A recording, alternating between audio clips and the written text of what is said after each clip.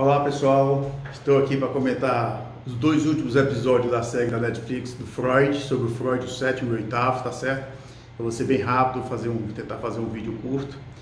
Bom, eu gostei, como eu já tinha dito, né? Muito interessante a gente trazer o Freud para o debate nesse momento tão grave que passa a civilização, né? Essa história de coronavírus, isolamento social, ninguém sabe como vai ficar o planeta depois disso tudo, né? Porque em qualquer cenário que acontecer, após o coronavírus, mudou, começa novo jogo, vai mudar tudo, né?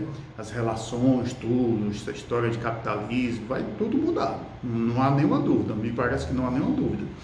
Mas o Freud é importante a Netflix ter trazido nesse momento a psicanálise para o centro do debate, o Freud com a sua genialidade, a sua seriedade, né? E eu gostei bastante mesmo. Assistirei as outras temporadas, que com certeza terá, né? Porque ele para no momento do recorte, né? Minha crítica pontual é que não houve as devidas advertências, né? Na película, na série, né? Quando, por exemplo, você vai assistir um filme na televisão, no cinema, você tem lá, né? Qualquer semelhança terá sido mera coincidência, isso é uma advertência. Ou então, os fatos não são necessariamente verdadeiros desse filme. Eles não colocaram nada disso, né? Fizeram lá, usaram a produção criativa da maneira que quiseram, alteraram os fatos. Mas eu achei importante, essa é a crítica que eu tenho, a falta de advertência, principalmente pelo medo das crianças e adolescentes quererem vincular aquela ideia que eu já falei, né? O Freud usou cocaína, então eles podem usar. Não é verdade, isso não é verdade. Tem outra história, outro contexto. Não tem nada a ver uma coisa com a outra, né? Mas, para mim foi muito positivo trazer nesse momento grave essa história, né? O sétimo e o oitavo episódio mostra o Freud, a transição do Freud, né? Da hipnose para a clínica, né?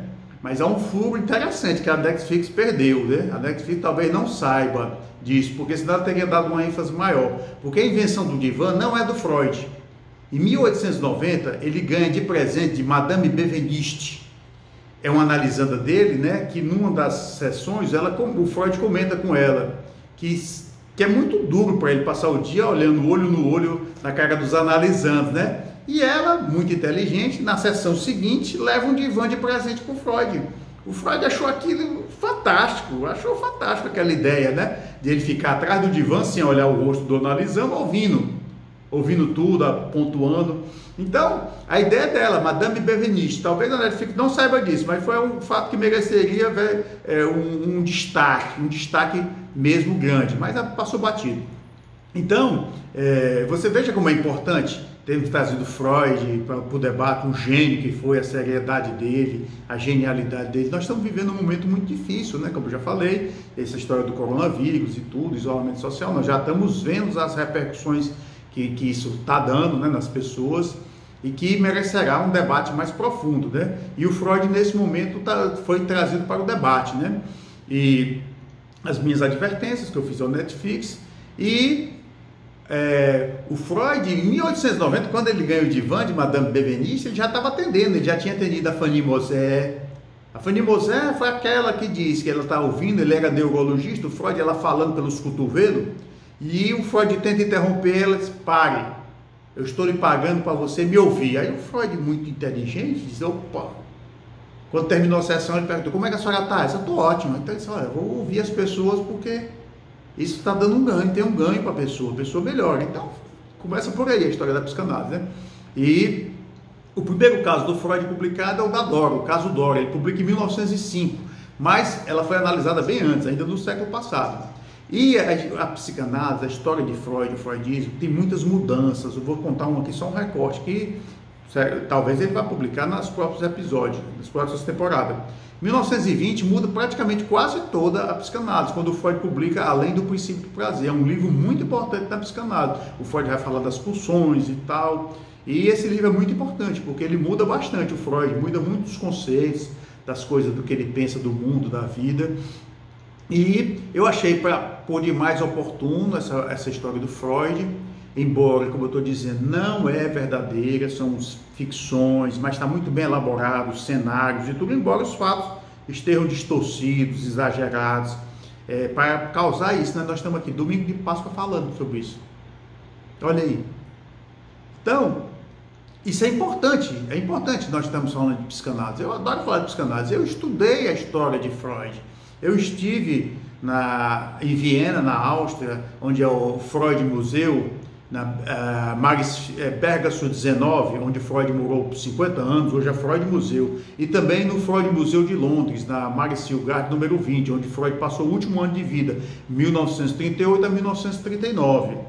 Eu estive lá, são 2 museus interessantes, e também estive na Biblioteca do Congresso Nacional dos Estados Unidos, em Washington, D.C., onde estão depositados os arquivos Freud. Os arquivos Freud são documentos que foram divididos por seções, por letras, estão sendo abertos paulatinamente. Mas por que estão sendo abertos paulatinamente? Porque tem segredos lá de terceiro, não é nem do Freud, não há nada bombástico não. Quem já viu os arquivos diz que não há nada bombástico contra o Freud não.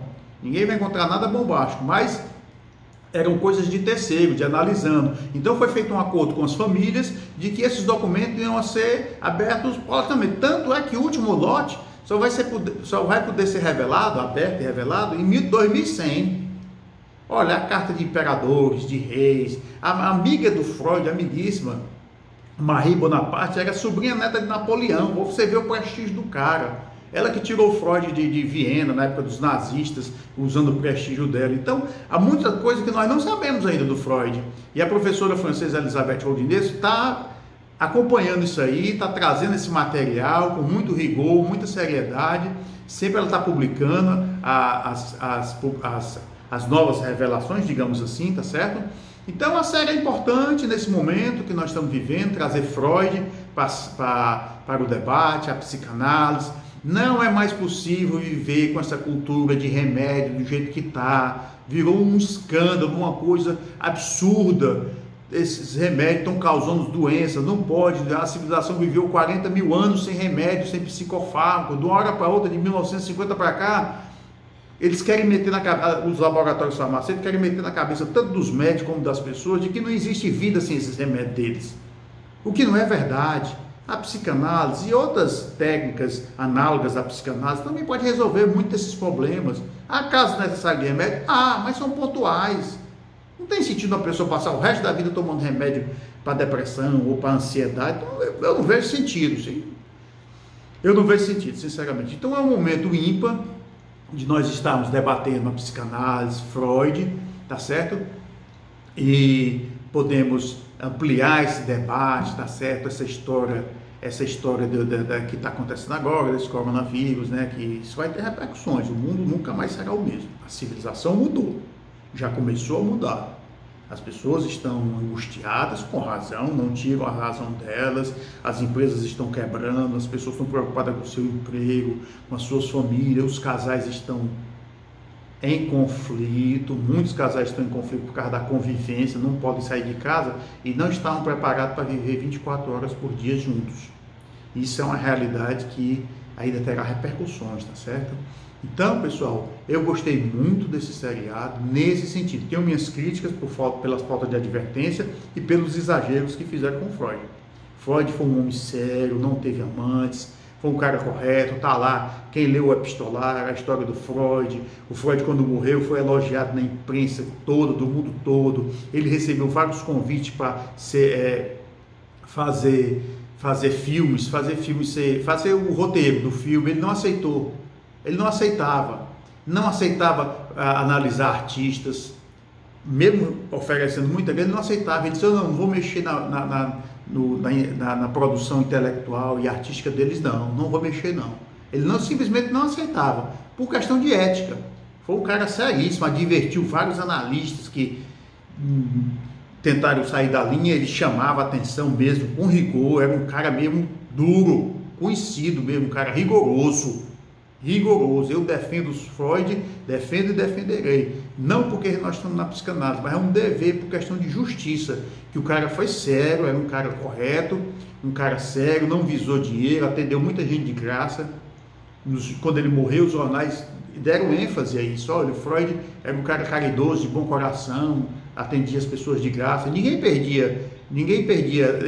Se tivesse do processo de análise, ficou desempregado, teve algum mal financeiro, ele não pagava análise, ele continuava E isso ele nos ensinou, que é um processo, nós não podemos abandonar o analisando em nenhum aspecto, tá certo?